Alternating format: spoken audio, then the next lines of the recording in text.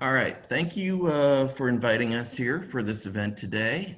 Before I introduce the video that Leah Cohen, our oral history coordinator, has prepared for you, just a couple quick comments to reinforce what is in the video. We've been in existence since 2003. Our founder, Colonel Jennifer Pritzker, had a long career in the Army, 1974, 2001. Did active duty enlistments with the 82nd Airborne and the 101st Air Assault Division. Since our founding in 2003, we've grown initially from a lending library. Our catalog is on our website. We ship interlibrary loan to over 300 libraries here in Illinois, over 1,800 libraries throughout the US and Canada. And we've added event programs where Medal of Honor recipients, authors come in to do programs with us. We have a Veterans Information Center. We have a strong oral history program. We encourage veterans to share their stories. You didn't have to serve in combat. Anyone who served, we want to capture your memories, your reminiscences, your perspectives. Right now, we're still conducting oral histories with World War II veterans that are sharp and really want to share their stories. But our focus in the upcoming years are going to be those Cold War veterans to capture their reminiscences. So having said that, let's go to video.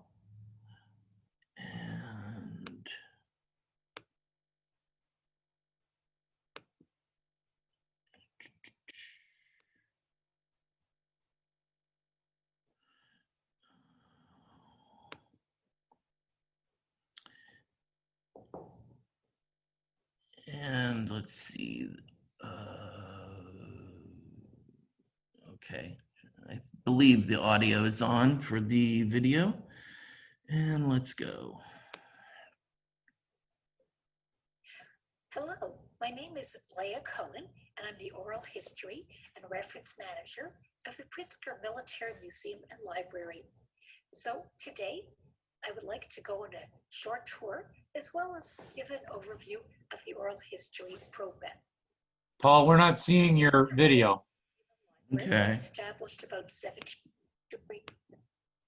Huh. We're seeing your screen. You have to reshare your screen. Okay. Got it.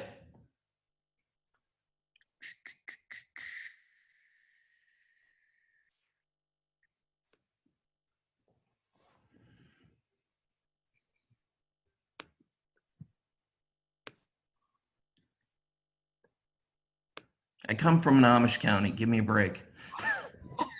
My name is Leah Cohen. There you go. History and Reference Manager of the Pritzker Military Museum and Library. So today, I would like to go on a short tour as well as give an overview of the oral history program. The Pritzker Military Museum and Library was established about 17 years ago by Colonel Jennifer Pritzker. It's located right downtown on Michigan Avenue, corner Monroe. And it moved there in about 2011. Its mission is to preserve and share the story of the citizen soldier, and more of that momentarily. We accomplish this goal through our circulating library, an extensive interlibrary loan program, museum exhibits, and programs on military history and affairs. Additionally, there's a very rich online content where one can view programs, short movies, This Week in Military History, online exhibits both present and past, and podcasts, oral history that are available free of charge. Although some museums are dedicated to a particular conflict or one of the particular forces, here the focus is on the citizen soldier. Every citizen has a duty to serve when needed and should be honored for having had served. DMML is nonpartisan, non-governmental, and we attempt to increase public understanding of military history and public policy. What resonates with me personally is that we are a democracy, and it's important for people of all viewpoints to have a forum to discuss the situation of the military, both the past, present, and future. PMML is dedicated to preserving related information and making it accessible now and to future generations. Our location is in the wonderful Monroe building that was built in 1912 by Holabird and Rush, one of Chicago's earliest skyscrapers. It was intended to match University Club that had been built across the street, so that together it would form a gateway into the loop. So Colonel Pritzker restored the building after she bought it. At the moment, the museum is partially opened and will reopen fully October 1st with precautions. One can go to the second floor and view the Allied race to victory. This is an exhibit that focuses on the last few months of World War II, and on the second floor you'll see that pertaining to the Pacific Front. There's also a permanent gallery called the Medal of Honor Gallery, and what you're seeing here is the Medal of Honor that was awarded to Hershey Woody Williams, who fought almost single-handedly at a certain time during the Battle of Iwo Jima, and happily is alive today and very active on behalf of Gold Star families. To get a sense of all our digital offerings, it's worth looking at the aggregation page. As you can see, social media, digital resources, oral histories, and so on. So one program that we began since the pandemic is PMP, Pritzker Military Presents, on the home front. So there one can find a variety of programs, interviews, discussions, and in this case, there will be the book launch of a new book published on the editorial cartoons of Bill Malden called Drawing Fire. Malden started off doing cartoons of famous Willie and Sam from World War II, but really his career extends for decades. And happily, the museum and library possesses about 4,500 of them. So this book launch will involve Todd DePostino, who is the editor of the book and also the biographer of Malden, as well as Tom Brokaw, who had written one of the essays. And it's available on Facebook. Our Landing Library has a collection of over 68,000 books in over 37 languages, and that's not even looking at the artifacts. Topics range from unit histories, biographies, military history from ancient times to today, public affairs, politics, both US and international. There's an impressive rare book collection, and as mentioned before, a very extensive interlibrary loan program, so that if you go to your public library and do not find a book on military history, likely your public library can borrow this book on your behalf from us. Reference assistance is available, and one can access journals and ebooks if you're a member. There's also a Veterans Information Center, both within the library and online, to information to aid veterans, be it careers, benefits, family, and so on. For example, the book on the bottom right-hand corner is a book about resumes, so that trying to show veterans how to, so to speak, translate their military experience into civilian terms so that they would become more marketable. We've received many questions on military genealogy where people are seeking more information on the service of their ancestors. This here is just a cool artifact. As you can see, it's a glass plate negative from a photographer who had had a studio at the Home for Disabled Volunteers Soldiers at Fort Leavenworth, Kansas, and he kindly indicated the names of the subjects in the Pritzker Military Museum, sent for the records from the National Archives, and this is another Medal of Honor recipient from his involvement in the Philippine Wars following the Spanish-American War, Lieutenant Arthur Ferguson. The Pritzker Military Museum and Library presents an award for lifetime achievement in military writing. And this year's honoree is author David Glantz, very prolific author, but there will be a virtual book club that will discuss in particular his book on Operation Barbarossa, Hitler's invasion of Russia, 1941. In fact, there'll be 3 meetings. The first one will be September 19th. Here's a photo of our lecture hall. There's 2 television series, Pritzker Military Presents and Citizen Soldier. Citizen Soldier is actually available nationally. Pritzker Military Presents on public television in Chicago. When times are safe, there's a live audience as well, but the programs are going on. They're quite varied. Here's just one example. Pentagon defense expert Paul Scher had published a book, Army of None. So here he just talks about the emergence of autonomous weapons such as submarine hunting robot ships or robot tanks and what are the ethical issues surrounding them. He examines the Centaur warfighters on future battlefields, which will combine both human and machine cognition. So the Holt Oral History program is dedicated to capturing the unique stories of service of a whole range of people. At the moment, there's about 100 that are currently available in the web and many more that are in the works. For those of you who like podcasts on Apple and iTunes and so on, one can find 46 podcasts, about a half an hour, 20-minute segment from an oral history with an introduction and conclusion by the CEO. Oral histories are also used as excerpts to give a glimpse, a window into what it was like being a veteran during a war or at other times at exhibits. So who are we seeking to interview? I would say really everybody.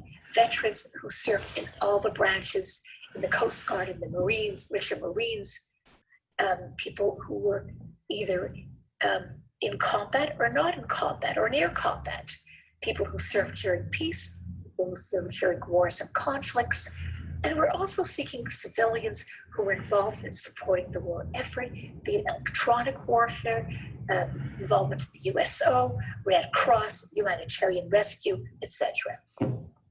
There's 2 examples I deliberately chose non-combatants. One of them is Hu Shah, who operated Glickam or mid-range missiles at the end of the Cold War until the treaty ended that and closed the base down.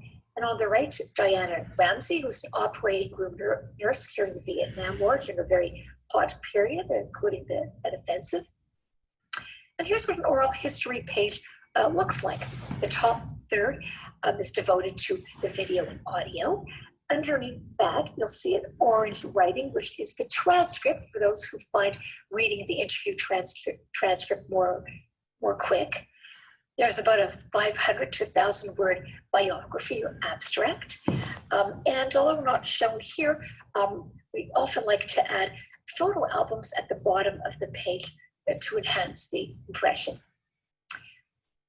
Well, one main, I'd say, advantage for the person who does the interviewing is that he or she has a chance to share his perspective.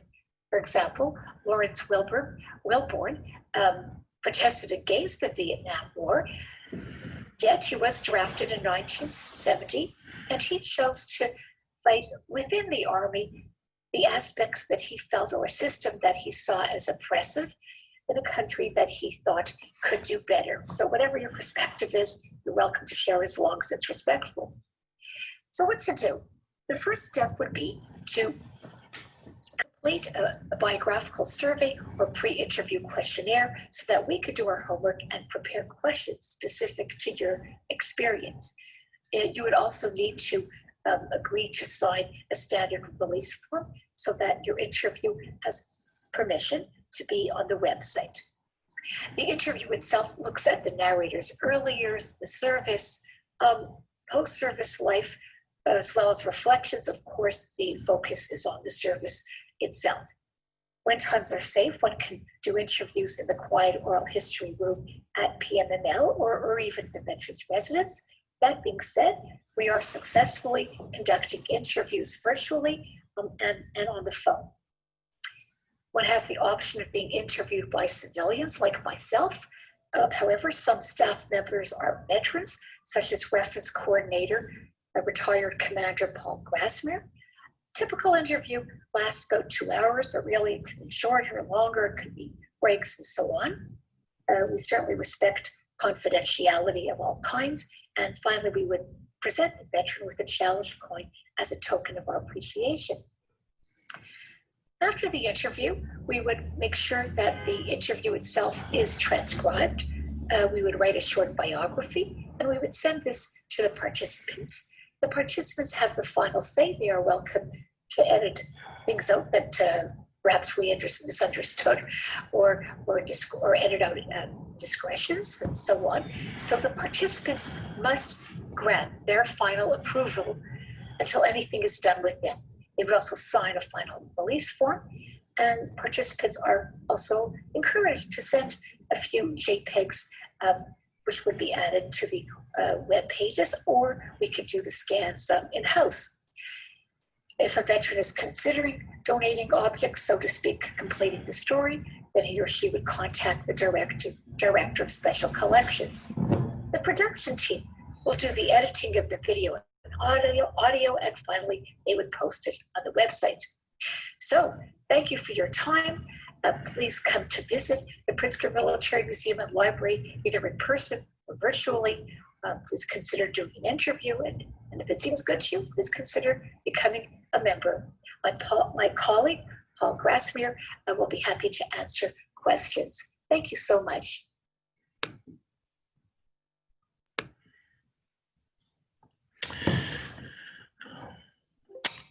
All right, are there any questions? Mr. Grasmehr, this is Joe Topinka. I have to ask a question because I always like to embarrass Mr. Ward, because I've been nagging him now for so long to do an oral history with the PMML. So let me just, he's smiling, and so he understands what I'm doing here. How hard is it really to do an oral history? And I'm full disclosure, I've done one, so I know how hard it is. So this is for me kind of rhetorical, but for everybody, and especially Mr. Ward, how hard is it to do an oral history? Well, one of the things that I've seen happen in my time here at the Museum and Library, when we research the veterans unit or squadron or ship prior, we want to make the interview relevant to them, because we figure if it's covering ground that they're familiar with instead of a general treatment of the veteran experience, they'll be more willing to open up and share. And a great example of this, the World War II veterans in their 90s. And it's very typical of them to say, I don't know if I've got 20 minutes of stories to tell you guys. I was just doing my job. That humbleness that you find in the generation that got through the Depression and World War II. But what we find, those same veterans that say, I don't know if I've got 20 minutes of stories to share, once they get in to the interview, and especially if they're interviewed by a fellow veteran who's had similar experiences, talks the same jargon and language, the only difference between the interviewee veteran and the interviewer veteran, maybe 50, 60 years. I think we're very good here at developing a rapport with the veteran. And so, whereas they may be reticent to open up, the worst thing in an oral history is if the veteran gives 1 to 3 word answers. Yes, no, yes, no. You want them to expand and elaborate. And what I really think we do a good job of here is getting them feeling comfortable enough during the interview that it quickly builds a rapport with them. And in that rapport, they feel more comfortable in wanting to share. And I think that makes for a better interview process. I mean, we're not shining bright lights and say, confess, we want them to be comfortable. We've had veterans that in discussing, we asked them beforehand, is it okay if we ask a question about a sensitive topic? And they give us permission, and we are compassionate so that if the veteran needs to take a break and settle his or her nerves, we'll we'll go at their pace. What often happens, the World War II veterans, that the ones that say, I don't know if I've got 20 minutes of stories to share, 2 hours and several bathroom breaks later, they'll smile at us and say, can I come back next week and share some more with you? So we really think that if we're having that sort of impact on them, that we're going about it the right way. Thank you, sir. And I thank you because Mr. Ward knows that I've been nagging him for a while. We had a veteran from our post that I nagged and nagged and nagged, and finally he did an oral history. He was at the Battle of Normandy, and he was the Battle of the Bulge, and he passed away just a few months ago. And his family is very grateful that there's a part of him to for his grandchildren and his grandchildren's grandchildren and so on museum. And I just would like to encourage everybody to consider this oral history, because it's I think it's an incredibly important tool. One of the, well, thank you for your kind words. One of the things, oftentimes, the older veteran may feel more comfortable if they have a family member sitting in the interview off camera with us, just so that they have that additional comfort level. And during a break in the interview process, while people are going to the bathroom or getting a glass of water, the family member will turn to us and say, he never discussed that with me. Thank you for helping us understand now a little better what he was experiencing. So, we want it to be a good, cathartic experience for the veteran, and not one that they have an adverse, experience. Awesome, Paul. Joe, I'm gonna get you for that. No, you're not. I just, as somebody who loves history, so much is lost. And as we lose, several years ago, I remember working as an extern at Heinz. And I remember my boss saying, well, we just lost our last World War I veteran today. And I thought to myself, wow, World War I. This was about 15 years ago, 20, maybe 15, 20 years ago. And now we're losing our World War II veterans at an incredible rate. And very soon they're going to be gone. Once they're gone, those memories, those histories are gone with them. And I would ask everybody that's listening today, please take Colonel Pritzker and her great museum up on this offer and do this, because once we're gone, we're gone. It's always great to leave something for the future. That's my 2 cents. I'll be quiet now. No, thank you for encouraging everyone who's either listening live or will watch this video, encouraging them to participate in the program. It's very important. In my job as reference coordinator, I help the public with their general military history questions, military genealogy, and veteran services questions. And I hear the same thing from families 3 to 5 times a week.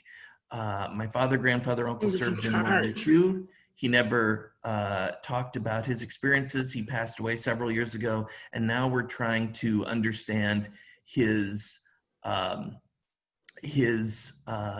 where his unit served, what he did, and whatnot. And so we strongly encourage veterans, have those conversations with your family. I mean, we can find so many great things in researching, but the Marines and the Navy are so much easier to research because they have so much digitally available. So when the archives are closed like they are right now, and you can't get access to the archival documents, you can still assist the families.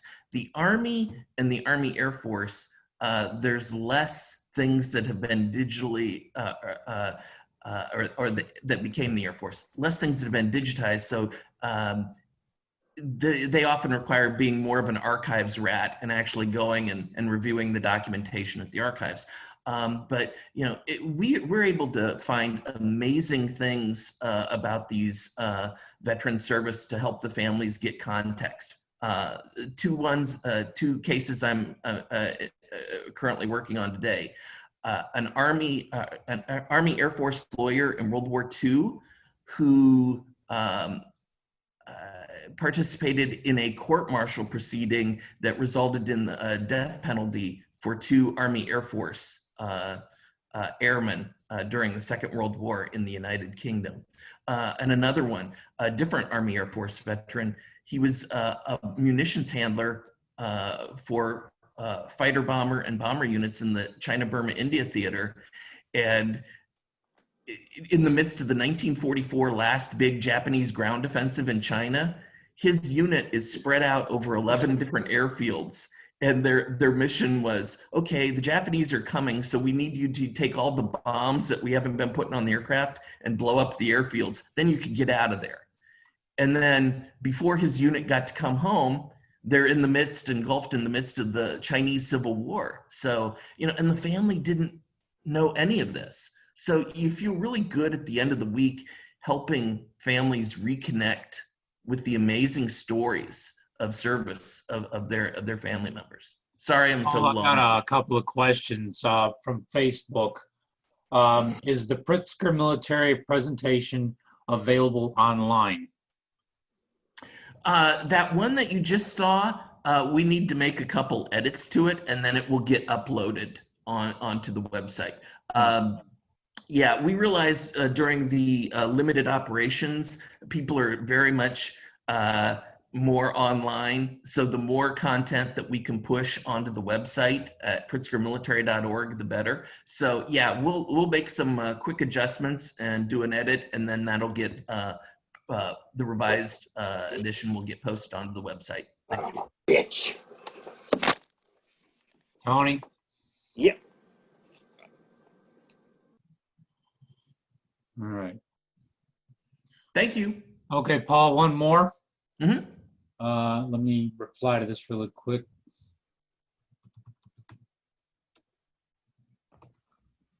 We had another one. Okay, so this is a little bit lengthy, so bear with me. Sure. My grandfather was a World War I veteran, having served on the USS Lake Champlain, a munitions ship in the Atlantic in his 80s and 90s, organized transporting them to local schools, tell us stories far beyond reality. Okay, it's a little lengthy. Can you help me find his interview? He died 2 weeks prior to Veterans Day celebrations in 2000. So can you help them find that interview? And who was, I missed the first part. Did it say who the interview was conducted with? What entity? A military unit taped a nearly 3-hour-long interview with him, and I've never been able to track it down. Okay. We can, if they contact us at info@pritzkermilitary.org or my personal email, pgrasmehr@pritzkermilitary.org, I'll put it in the chat. Hang on, slow we'll be down. I'm not happy that to fast to type. work. I'm fast. I'm not that fast. Yeah. Either info at what? pritzkermilitary.org or my personal email, pgrasmehr@pritzker military.org. I won't make any promises. I will. We will look into it. Even if we can't find the interview, and we'll make our best effort. There's other great contextual information where we'd be happy to share with the family about that vessel and its World War I service. Okay. Mr. Grasmehr, I have another point that I wanted to bring out to you. My late mother was very big into estate sales. Mm. And when she would go to estate sales, she would always find books and pictures. And I wanted to share a story. She found a picture autographed by General Eisenhower to a suburban veteran. So I donated the picture after my mother passed away to Colonel. I sent it to Colonel Pritzker, and they were all surprised. And it was funny. One of your colleagues found out that the person who it was addressed to was a veteran, and it was just provided in the estate sale. I mean, it just the sad thing is that this was being sold at an estate sale. So what I'd like to tell people is that for those older veterans who are passing on, very often their children don't understand what these things are, these items. And I would ask you to be sensitive to those items and consider the PMML in terms of donating these items, which is like what I do, because One of some the, things get accepted, some things don't. But the point is that there's just so many things out there at estate sales that people don't realize how valuable they are from a historic perspective. because thank you for that. Because our focus is on the experiences, peacetime and wartime, of the individual soldier, sailor, airman, Marine, Coast Guardsman, Merchant Marine, sailor, um, we're very much interested in understanding the backstory behind the artifact, so that it might get displayed in a future exhibit here. And if it was to get displayed in a future exhibit, we want to be able to explain to the public on that information card next to the artifact, a little bit about this was used by, seaman apprentice so-and-so, or bosun's mate, or et cetera. And in his or her daily, activities. So yeah, we want to. We're very much interested in those things that help the public understand the experiences of our veterans across the different eras of our history, because the history books don't give a lot of coverage to it. Teachers that teach to the test, don't spend time on these things compared to the history texts when I was in school. So it's important to have a facility like ours where we can share those stories. We have a very important education mission here, and we love working with the veterans and their families. So thank you for the opportunity.